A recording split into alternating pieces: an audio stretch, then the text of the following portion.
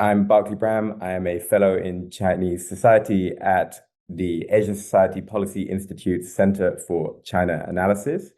And this year, we launched our inaugural essay competition for young China scholars outside of the Anglophone West and China. So the idea was to create an essay contest for young scholars under the age of 35 to find the next generation of exciting China talent in the rest of the world. And I'm really excited today because I've got the four winners of this competition. So what they had to do was they had to submit a 500-word proposal for an essay.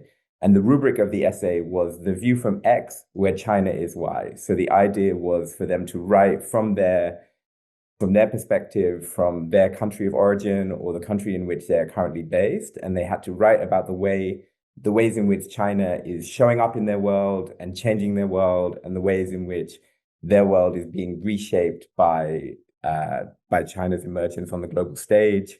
And we were really quite humbled and quite amazed by the amount of people who got in touch about the essay contest. So we had 144 essay proposals from 66 countries, running the full gambit of the alphabet all the way from Antigua to Zambia, which was amazing. And we had essays about so many different aspects of the ways in which China was showing up in the world. So we had essays about the ways in which, China was showing up in battlefield technology in Ukraine, the way China was reshaping digital infrastructure, the way China was changing the regulatory framework in Latin America, to do with critical minerals, the ways in which Chinese e-commerce was reshaping Uzbekistan, just such a prismatic and wide-ranging series of engagements with China all over the world.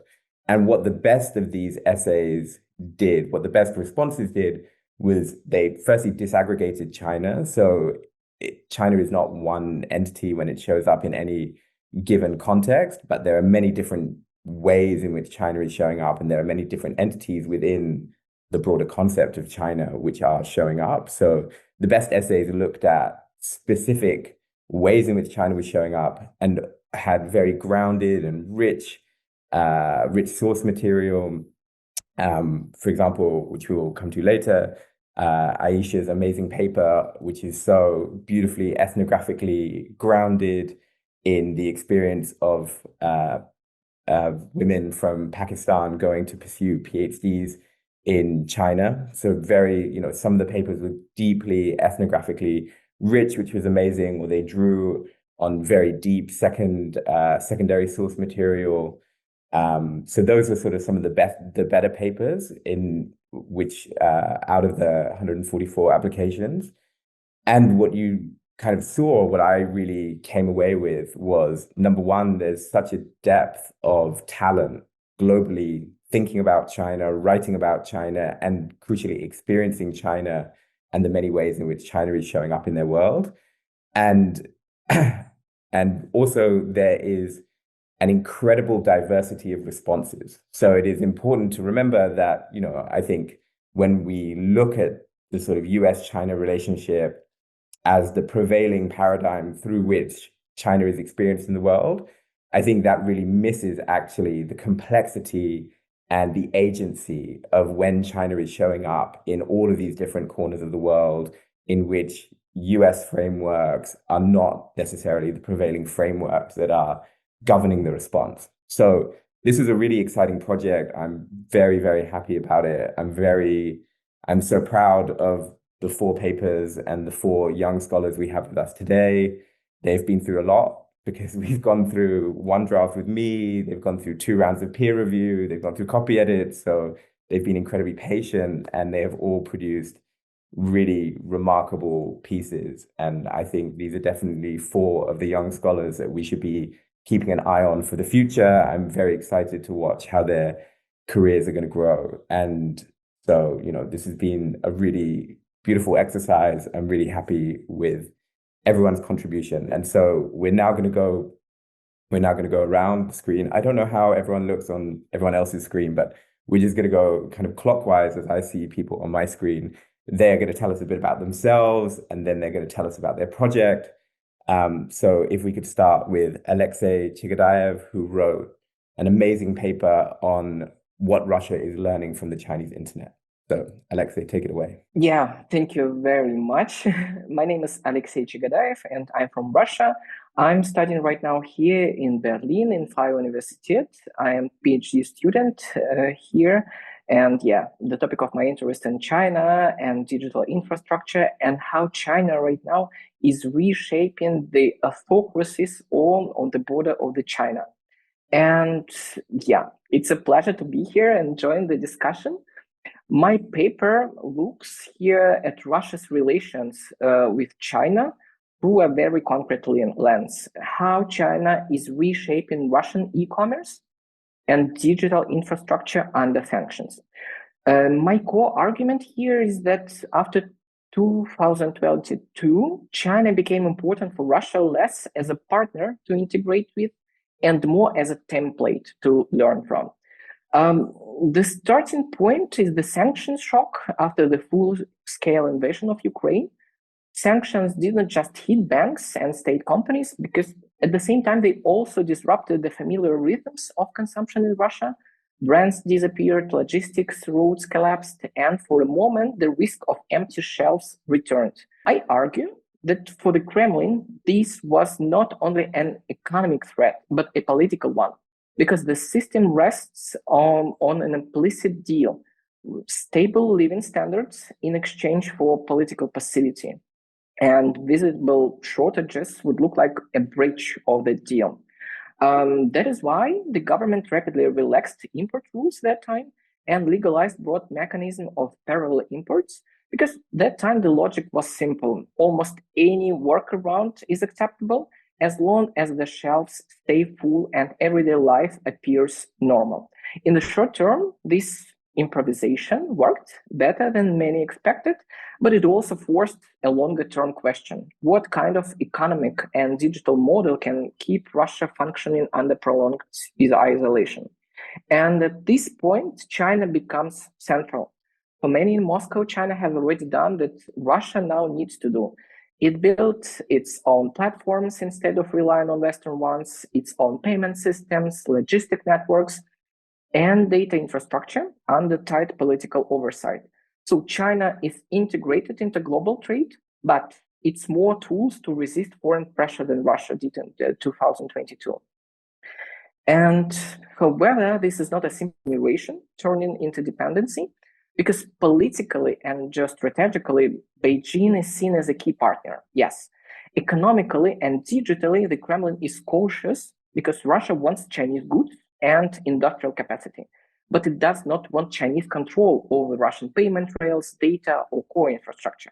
And in the paper, I describe China, therefore, as a model rather than a full digital partner.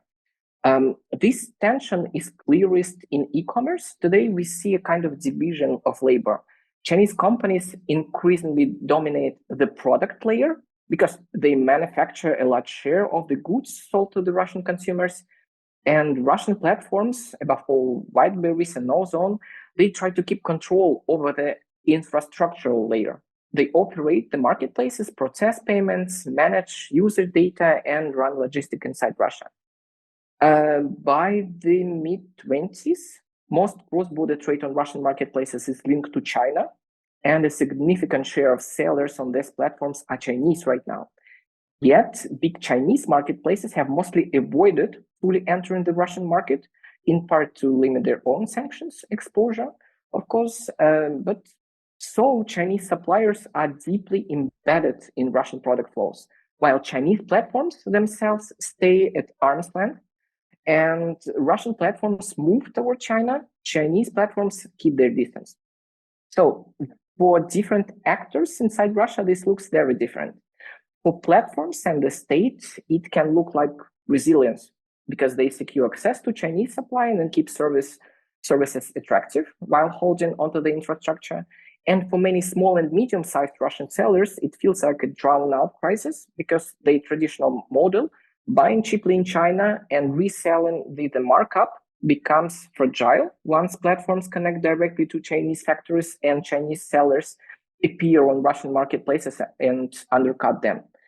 And consumers again see something else, because for many ordinary Russians, China is not first and foremost an ideologically ally. It's the place where cheap electronics, clothing, and household goods now come from. And under sanctions, China's experience through delivery apps, marketplace interfaces, and Telegram channels about logistics and prices, not just through official rhetoric about multipolarity. I want to put that there briefly in the end of the story. China is increasingly the factory behind Russian e-commerce, and Russia is trying to remain the gatekeeper. China reshapes right now Russia less by exporting its own products directly, and more by showing what a sanctions resilient, politically controlled digital order can look like, while supplying the goods that keep the shelves full. And Russia is building its own variant of that system, faster, poorer, and more improvised, but driven by the same underlying goal of maintaining control through infrastructure. And I think, yeah, this is the main key takeaway of my paper. Sanctions, authoritarian governance, and digital systems have become tightly intertwined, and China is central to Russia's adaptation, but more as a blueprint for control than as a patron. And as trade expands, what actually hardens on both sides is not integration, but sovereignty. And yeah, thank you. And I look forward for the discussion. Yeah, thank you so much. I mean, I really loved your paper. I thought it was so interesting, this idea of China as a blueprint, but one in which there is this kind of uneasy integration. There is the need for Chinese sellers, but not for China to control the platforms. And I wanted to just ask you, so Russia has had to do this very quickly. So since as you say in your paper, since 2022, they've really had to hit the accelerator. From your assessment, how are they doing at the moment? How is this build-up going? Because obviously this took China from, the start of the internet, basically. So, from the 90s onwards, China has been building its own sovereign, separate kind of Chinese internet behind, what is often described as the Great Firewall. But they've had a long time to tweak that and perfect their system. Russia has had to do this at speed. So how is Russia doing in that build-out? Yeah, it's not even about Russia, because my topic right now is my PhD project is all the authoritarian neighbors of China. But yeah, my professor hates that word. Then I say hybrid regimes, because we have to call that authoritarian one. And my concept here is the plug in institutions, because all of these authoritarian countries all around China, they obsessed with the idea of control, with the idea of the sovereignty. But at the same time, they want to maintain their normal economic life. That is why they use these plug-in institutions from Cainiao, from Alipay, from any other institutions, which helps to maintain this normal economic life, and they use it. So yeah, my project right now, where are the limits? Because all of these authoritarian regimes, they're obsessed about this control. And yeah, right now you have a kind of situation, then you do use some Chinese infrastructure, and all of the data flows are going to China, and all of the transactions are going to China, and you are buying the Chinese products. And that is the problem. Where are the limits? So it's also for the Russia, for the Kazakhstan, for Myanmar, for Vietnam. You are trying to maintain your own infrastructure. And at the same time, then you are pretty young and naive in constructing the normal authoritarian digital infrastructure. You still use some part from the Chinese side. So yeah, I think we all the same. I mean, all the authoritarian regime are the same. They want the independent one, but right now they still connected with the Chinese digital infrastructure. Yeah, that's so interesting. And I'm really excited for everyone to get the chance to read Aleksei's paper. I think it really captures that tension so well. And another paper that we had also about China's digital expansion, but looking particularly at DeepSeek and the new frontier which is coming, which is obviously Chinese AI, which is being used all over the world, which because of its open source nature is intertwined as sort of the new frontier of Chinese digital infrastructure going abroad. So I want to pass over to Hanmin, because you wrote an amazing paper about how DeepSeek is being received in South Korea and what it's saying about, truth and the epistemic in South Korea. So yeah, over to Hanmin. Thank you. Thanks, Barclay. Hi, everyone. My name is Hanmin, and I am from South Korea. My research are mostly about state, power, and institution. And through this competition, I wanted to talk about how China is expanding its influence through generative AI. Oh, by the way, my title of this essay is The View from South Korea, where China is shaping the future of truth. So we are all familiar with China's physical expansion through the Belt and Road Initiative. But over the past decade, I noticed that China has been expanding its influence through e-commerce platforms, as Aleksei just described, in the digital domain. So in addition to this, I wanted to pay particular attention to Chinese generative AI. So I believe this matters because generative AI is not a neutral tool. So when you ask a question to AI, you are not simply receiving information. You are receiving information filtered through a particular set of assumptions because of the system that built the AI, the data that the AI was trained on, and most importantly, the guidelines that govern the AI. So in the case of Chinese generative AI, those guidelines are legally mandated. So Chinese law requires that all AI systems in China uphold what it calls core socialist values. This shapes not just what these models say, but how they frame answers. So in order to show how this looks like in practice, I talk about South Korea as a case study. We all know DeepSeek, the Chinese generative AI platform, and it was widely used in South Korea, having approximately, I think, 190,000 users at its peak. But it started getting serious attention when Korean users discovered that it was producing China-centric answers to questions about Korean history or culture. So, for instance, the Korean kingdom of Goguryeo was described as a local regime within Chinese civilization, and kimchi was also situated within Chinese food traditions rather than Korean ones. So because of this, South Korea's National Intelligence Service issued formal warnings, and people picked up the story and discussed widely on social media with mixed outrage. At this moment, I realized that what we are seeing on generative AI was not simply a factual dispute. I strongly argue that this was China exercising a form of influence that is fundamentally different from traditional propaganda. So we all know that traditional forms of ideologically motivated communication, such as state news or propaganda, signal their intent. So simply saying that you know where they are coming from. Here, you activate your instinct. However, generative AI works differently. So it speaks in the voice of neutral and helpful assistance. And most importantly, there is no apparent agenda. It simply answers your questions. So this is precisely how China is exercising its influence through producing knowledge that feels self-evident. And what makes this consequential is where this influence operates most effectively. So when users ask topics about they are already familiar with, such as history, culture, or even like contemporary political issues, they notice when something feels wrong. So in my case, I typed the martial law declaration in 2024, and it kind of gave me the wrong answers. And I noticed right away that the answers that Chinese generative AI is giving me wrong. However, in everyday queries, like you simply ask for a summary of a factual document, or you simply like find information about the place that you want to go to, this vigilance is not simply there. So this is how China's interpretive frameworks get embedded without resistance.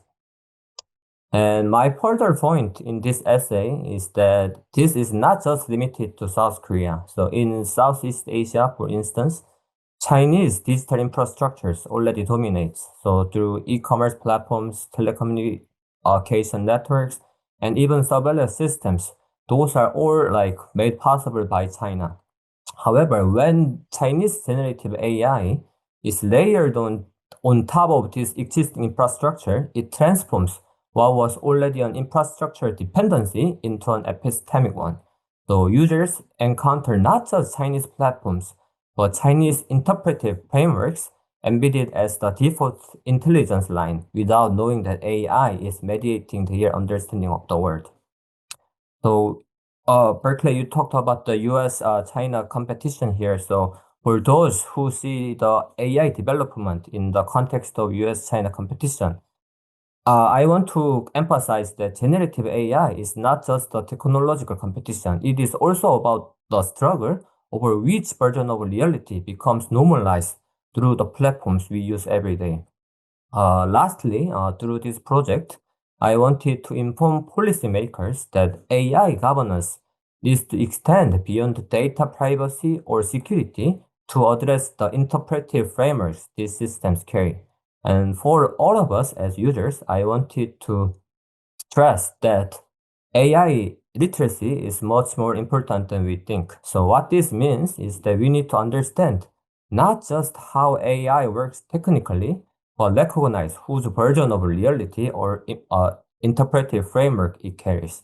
Yeah, thank you. I really loved this paper. I thought it was so interesting and so rich. Many of the examples you brought up were things that I had never really seen before or thought about. But I think you've really hit a moment because just last week there was a paper in Nature, which is obviously, one of the top scientific journals, which was looking at the ways in which different LLM systems responded when they were spoken to in different languages. So if you were to write to different LLM systems in, say, for example, like in Russian or in Chinese or in Georgian, for example, the value system of the answers would shift over towards a more repressive, more authoritarian kind of framework through which to answer, which the authors posited is because when it switches language, these LLMs are then drawing from an indigenous kind of source material. So if you're speaking to an LLM in Mandarin, you're then drawing from Mandarin language sources. Those Mandarin language sources have been through Chinese censorship and Chinese state propaganda. And so suddenly the value system of the source material itself is shifting, and therefore the responses that it gives are shifting. But this entire epistemic process happens outside of the framework of English speakers, right? So we wouldn't, unless as an English speaker, if you're operating from an Anglophone perspective, you wouldn't actually notice these shifts. So that's why I thought your paper was so interesting, Hanmin, because you were really helping us to see that these LLMs don't operate the same everywhere. They don't operate the same if you speak to them in English or if you speak to them in Korean or if you speak to them in different cultural contexts. So I think that was an amazing contribution and really, really exciting. Where are you thinking of taking this research? What are you going to keep? How are you going to be expanding this in the future? So my current plan is I want to talk more about how Chinese generative AI is working in different parts of the world. For instance, in China, in Africa or in the Middle East, to show how China wants to expand its value systems so that the Western model are not universal in this context. So that's my plan for now. That's really exciting. I'm really excited to keep up with your research. And now shifting over, Ayesha, I would love to talk about your project now. So Ayesha wrote an amazingly grounded ethnographic essay about the experience of women from Pakistan going and getting PhDs in China and how this changed both their educational horizons, but also how it changed their plan, sort of family planning, and gave them sort of extra years of independence, and then what they experienced when they were there. I thought it was such an interesting and exciting, different window into the experience, the encounter with China. So I love this paper, and yeah, I'd love to hear more. Very good evening, everybody from China. I will introduce myself first. I'm Ayesha, and I come from Pakistan. And currently I'm working as a consultant in a Chinese firm. However, I lived for almost 4 years in China and graduated from one of the good university in China. And about my research interest, I'm interested in academic mobility, internationalization of Chinese higher education, particularly, and globalization. Regarding my essay, first, this was basically the part of my research project. I would like to say the name of my paper, The View from Pakistan, where China is a classroom and a catalyst, the ethnographic journey of Pakistani PhD women. So before going deep into the paper, I would like to talk about a little bit broader perspective of, China and Pakistan. China and Pakistan are the good friends ever since 1949, because it was Pakistan who accepted China after the independence. But in 1978, China has the open door policy and so on and so forth, have the development like two of my fellows talk about, infrastructure and, the digitalization and so on. So particularly this educational cooperation happened between Pakistan and China ever since 2013, when China and Pakistan signed the cooperation of, the Belt and Road Initiative. Education was one of the part of that with many countries and also with Pakistan, and it created a lot of opportunities for Pakistani students to study in China. So now China is a global hub, as we know, after USA, UK, and Australia. It's emerging as a global hub for education. So the Pakistani students are also increasing. In one of the reports by the Ministry of Education of China, like there are 28,000 PhD students, particularly in Pakistani students in Chinese universities. That's a huge number. They are on third number after Korean, Japanese, and then Pakistani student. So I write this paper as a part of my project of PhD, and I focus particularly on the female students, why they come to China, what pulled them back in country. So I will talk about the pull factor. I belong to the country where patriarchy is very much embedded in the society. I think it's not like I'm criticizing it, but I'm telling you the different countries have the different culture. So there, the culture is still patriarchal. That's the kind of the woman empowerment isn't very much appreciated in the different parts of the countries. However, it is changing in the few parts of countries. So the Pakistani women, they also want to pursue the education. Many of them are limited to, just have the bachelor education, and they need to marry according to the societal norms and things like that. And there are many structural reasons for it as well. The kind of, the finances, financial things like they are not being paid. What I mean by patriarchy is that, they prefer the boy to get education and women can have the education till bachelor's. So that's also the reason. And also we have a universal national system. National system, what I mean by that, in Pakistan, we have the percentage according to the provinces. Like we have the 5 big provinces, and we have the percentage for the male admission and the female admission. So it is very surprising that a recent, report by the government of Pakistan that only 2.5% women can access to the tertiary education.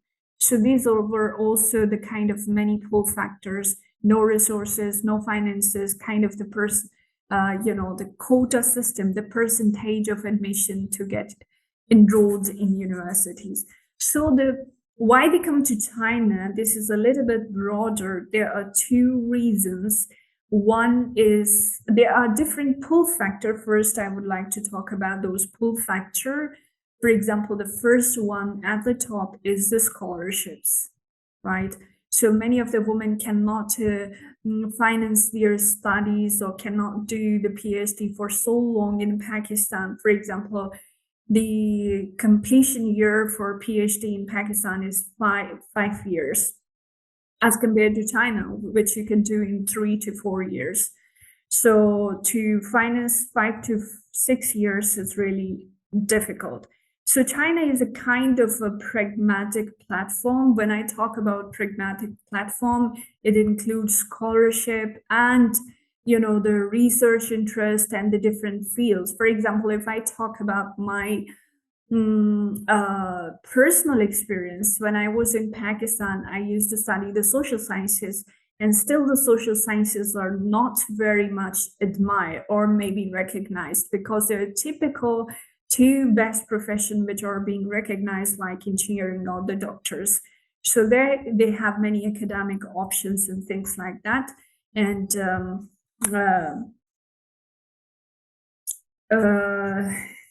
China is a kind of, the pragmatic place. The first is the kind of the structural thing which I talked about, like, for example, the scholarship, laboratories, different research interest, and things like that. The second is I want to talk, and which I talked in my essay, is existential. It means that, many of the women, they do not come directly to move outside of the outside from their country. They have to bargain that patriarchy.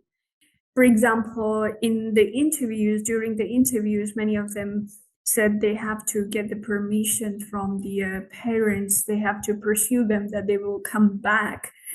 And many of them criticize that they don't need to do the PhD for the reasons that it's the time to, marry. Because as I talk, this is a patriarchal society, and kind of these stigmas and societal things are, very much prevailed in the society. So what is the existential means that they want to create a kind of the social identity for them, a kind of empowerment and a kind of independence for them. For example, till my master's studies, and even after the master's, I did MPhil, and many people used to say to me, oh, you are just master and things like that. And similarly, many interviews mentioned that, that master wasn't recognized. But on the other hand, they used to create kind of certain social boundaries. Oh no, this is the age to marry. So, and the kind of independence from those social taboos was being explicitly, talked during the interviews. While coming to China gives them a kind of, prestige, a social identity, in terms of, for example, saying that they are being called doctor and they are being called respectable by this, even the title, the doctor. However, I also touched the point of,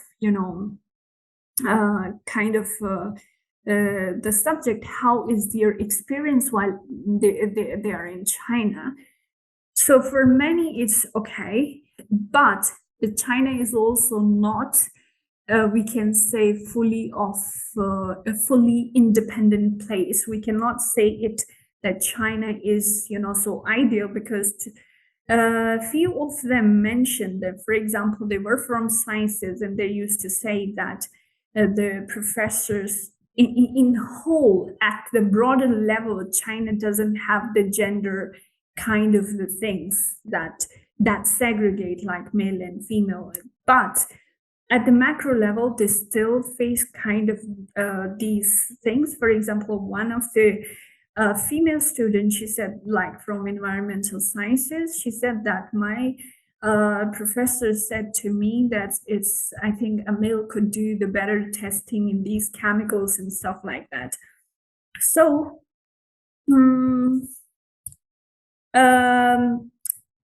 but the few of them appreciate that they are being away from that social culture, which is a little bit, difficult for them.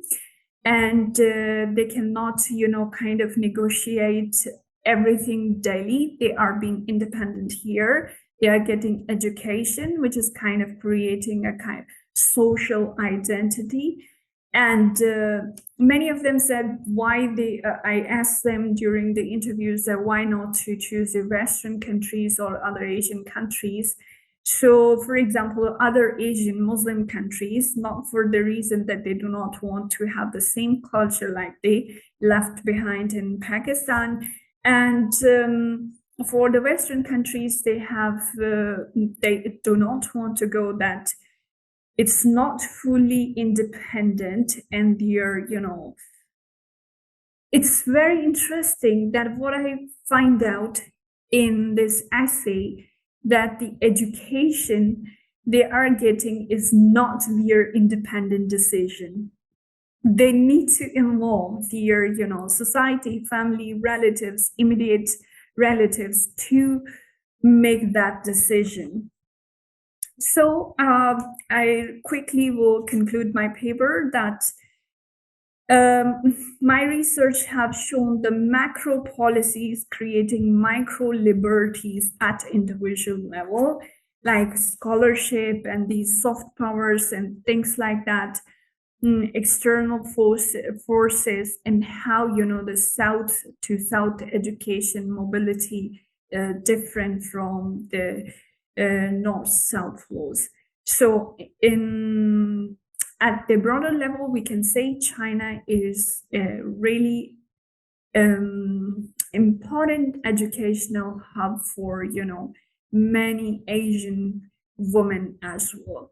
So what is interesting, I published this paper in SCI. It is accepted, but in the future, I got something very interesting, and I would work on it. That what is the, I'm exploring, I'm reading the literature, but I find out that what next I can do from this research, that what is the life after, the PhD, either they go back, either they are staying here in China, or either they are moving, because during the interviews, 3 of the females said they want to go to another country because China wouldn't be a long-term, career for them, because China has educational policies. You come here for a limited time, but then you have to exit unless you have the higher level jobs or have the green card and things like that. So these female considered China as a kind of the passport to further develop their careers. So I will broadly and deeply explore that in my postdoc research. Thank you.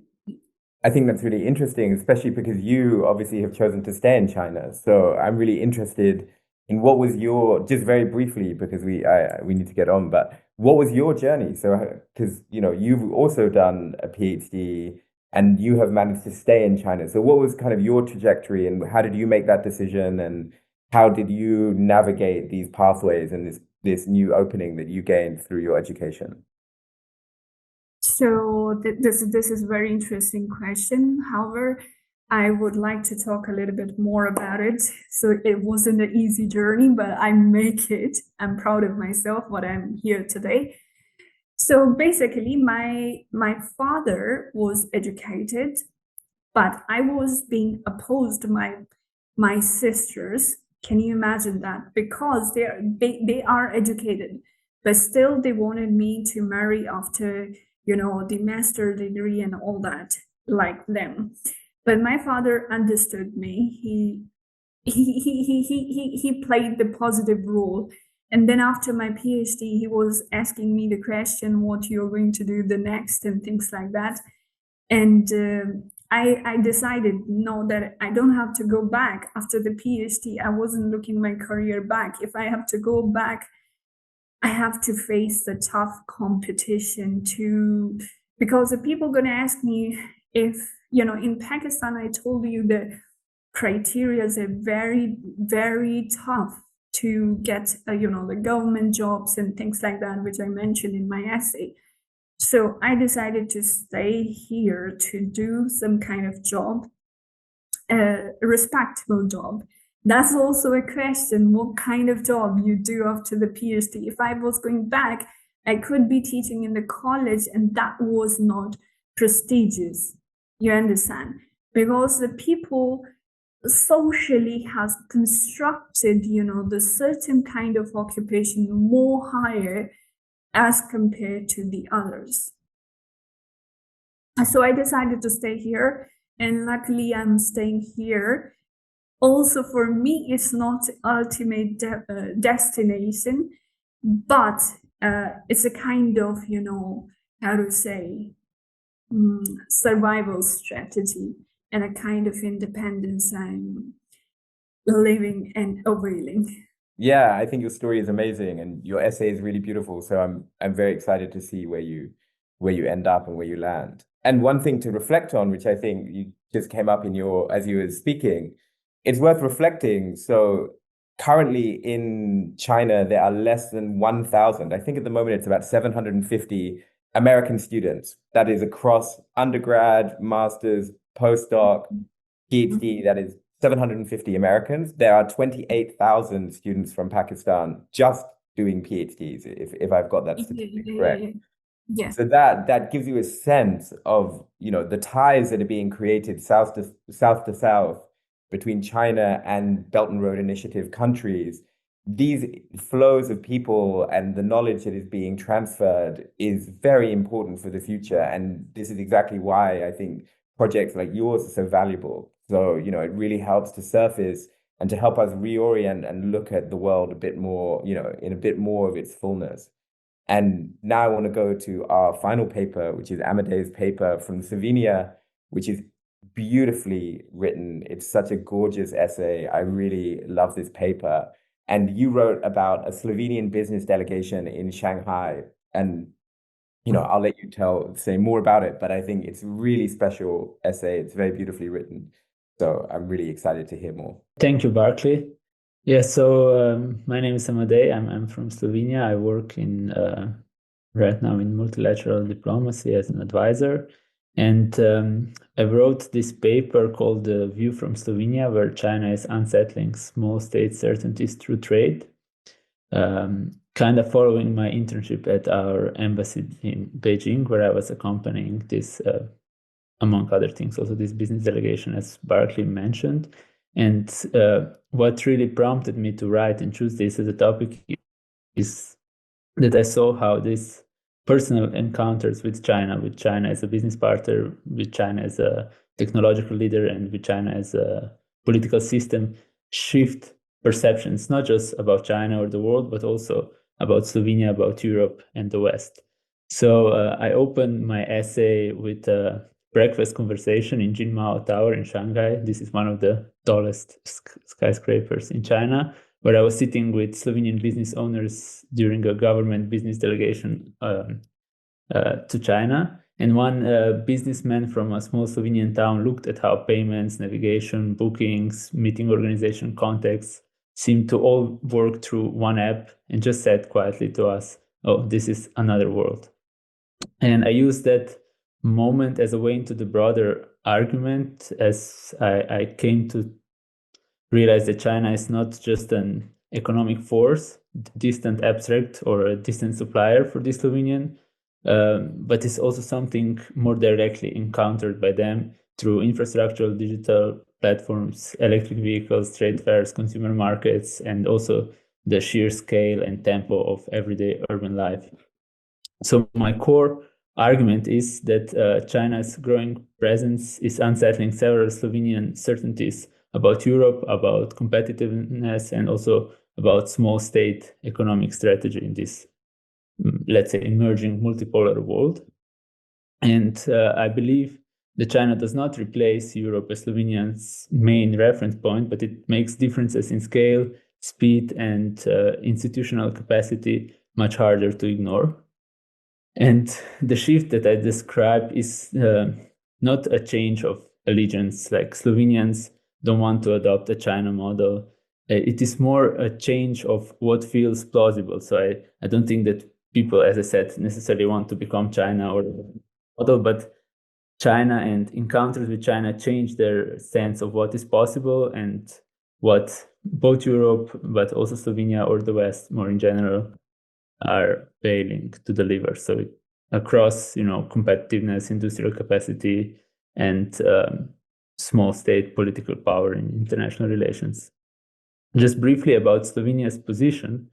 So Slovenia engages China from the position of a small, very highly open, export-oriented economy. And in 2024, Slovenia's nominal GDP was roughly $70 to $75 billion, which is comparable to Ningxia, one of China's smaller autonomous regions, and far below like a major province such as Guangdong. And Slovenia's economy is deeply European in orientation. Most exports go to EU markets, and Germany has long functioned as the main reference point for production standards, business practice, and supply chain-driven integration. And in this context, trade with China is important, but highly asymmetric, which is quite typical, I think, for the European Union, where Slovenian exports to China are very limited and specialized, while imports exceed 9 billion euros annually. And yeah, this is in itself a very big imbalance in power. And then in recent years, or maybe also longer, this organization of these business delegations to China became one of the key parts of Slovenian internationalization strategy, which are these state-supported efforts to deepen economic engagement. And it includes, for example, Slovenian actors from automotive supply chains, high-tech industry, precision manufacturing, food, wine, and agriculture, accompanied by officials. And I decided to treat this delegation as some kind of a compressed observation point, because it makes visible in a very short period the broader processes that are unfolding more slowly across the economy. So export diversification, anxiety, for example, about German industrial stagnation, curiosity about Chinese technology, and uncertainty over how Slovenia should engage a much larger and more politically sensitive partner. And I tried to have a look, as I said, on the certainties that these encounters are unsettling. So before direct engagement, I believe China is often understood in Slovenia as important but very distant. For many SMEs, it's either a production base or supplier, and often mediated through Germany, Austria, or other European intermediaries. And Europe remains kind of the main benchmark for quality standards and flow of modernity and institutional credibility. And Slovenian firms used to see themselves as like niche competitors whose strengths lay in specialization, flexibility, reliability, reputation, and long-term partnerships rather than big scale. And these assumptions shaped the delegation's expectations. China was large, difficult, politically sensitive, and economically necessary, while Europe remained the main framework through which competitiveness and progress were understood.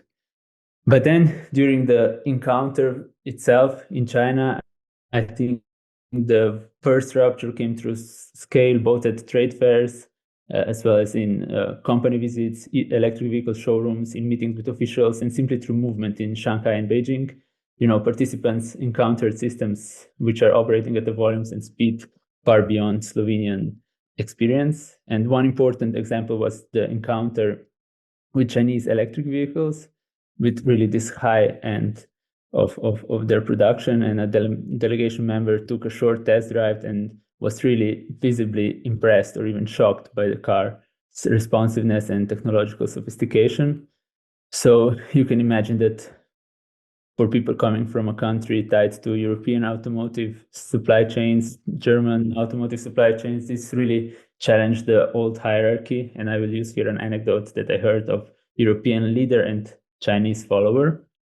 And this then produced a recurring question that I believe is very interesting to also research further, this notion of being too late. So this question referred to several things at once. So from Slovenia entering China late as a market, firms adapting slowly to new technologies and AI, and also Europe seeing slower and later in industrial coordination, infrastructure, and pace of policy adoption. And also because my paper was a bit more anthropological maybe in nature than just a mere policy paper, I think I also played with this emotion of ambivalence a little bit, because China appeared as a market opportunity, a technological benchmark, and a source of admiration. But at the same time, it produced so many anxieties about overcapacity, price pressure, dependency, market access, and geopolitical risks. And I could see this in everyday conversation, that it's really hard for people to make a complete sense and have a complete conclusion of what they encountered. And then I described this as a kind of a hardened ambivalence, because China is becoming too important to ignore, too impressive to dismiss, too difficult to understand quickly, and also too politically sensitive to approach naively. And just to quickly conclude, I think my paper's contribution is to really show how small states experience global change through concrete encounters. It's not the most methodologically clean paper, but I think it's really important to also observe these small encounters and what they say about the broader picture. So Slovenia does not have a large China policy infrastructure, no big think tanks, etc. But so perceptions often shift, very quickly through these types of business delegation, personal contact, and informal interpretation. And then because of this, my final argument is that Slovenia, but maybe also other small states, need to move a bit from this episodic enthusiasm to more structured approach to China, which means more preparation, more debriefs, more institutional memory, more investing more into literacy, because otherwise these encounters go unrecorded and risk dissolving into mere anecdotes and press clippings in the media, then becoming durable knowledge, and then a way to think about the future. Yeah, I love this paper, especially because of this sort of metaphor of the unsettlement, right? You write very beautifully about the Slovenian businessmen watching as all of their assumptions are unsettled by this engagement with China. It's fast, it's big. Where do they fit in? How is it so technologically advanced? What is the role of a small state in this new form of modernity, this new technologically advanced, unbelievably unfathomable scale of this modern China, and also coming away with certain anxieties and fears about what it means, where to place oneself. And I think that unsettlement, this idea that the rise of China unsettles certain preconceived notions, that appears in actually all of the papers here today, right? Because, the rise of China is unsettling the educational futures for women in Pakistan. It's creating these new avenues for independence. In South Korea, it's unsettling epistemic truth. In Russia, it's unsettling, the idea of regime survival, how that can mediate in this, in a new technological moment, in a new geopolitical frame. So in every case, China is not doing this, directly. It's not under thumb, but it is creating, just by its presence, by its size, by its sheer pace, it's creating all of these changes, which are then being mediated by the conditions in each of these countries. And so the response is one in which there is high agency, but that response is mediated by culture, by history. And I think what all of these papers do is very similar to the work that we try and do at CCA, which is to take an inside-out approach and to look very intently at, how China moves, what China is doing itself, And in each of these cases, you have also used that sort of inside-out approach to look at the ways in which China is showing up and being responded to. And I think all of you have done such an amazing job. I just wanted to ask one more question to Amadej. So in your paper, you had this idea, which I want to reflect on a little bit more, but this idea of being left behind. And can you just reflect a little bit more on that? What does that mean? And maybe, thinking about some of the other papers here, how would you want to sort of think and expand that idea a bit? I thought about it more as being late. So not being left behind because someone is too fast, but being late because of your actions and because of your slowness, because of the distance. I think what I would research further in this is really to try to understand the causes, because this is something which always interests me also when I travel or when I research is this distance between like lived encounters and policy process. So I think this is something that I would want to study further, but it's always a question, I think, of methodology, because it's, of course, you go and you're a first person observer, for example, it's here in the case of this business delegation, but really how to translate this knowledge, these small bits of knowledge and anecdotes into a larger piece of work, which can be translated into other contexts, is something I would like to work more on. This idea of being late, I think, is really important, because here also, one of the things that I'm really excited about with this essay competition and with, making this a sustainable project over the years to come is exactly to not, as researchers, we are also often late to some of these phenomena, because as you say, looking at, for example, the number of Pakistani PhD students versus American students and the way that these encounters are happening. Obviously, we don't have our eyes on every way in which China is showing up and all the ways that it is being responded to, but creating channels to find young voices that are doing this research, that are engaged, that are also having the personal experiences, is just to sort of decenter the prevailing frameworks that we have from the US-China perspective, and to really, hopefully, therefore, to not be late. That's my goal here, is to not actually be late to some of these deeper trends, which otherwise are not visible. And I think the work that all of you are doing is super valuable and really exciting for the future, because I think, there's a real opportunity here to make sure that we don't miss some of the bigger trends that are happening. I don't want to say at the margins, but these bigger trends that are happening not in the direct view of the prevailing frameworks that we already have. So I'm extremely grateful to all of the work that you're doing.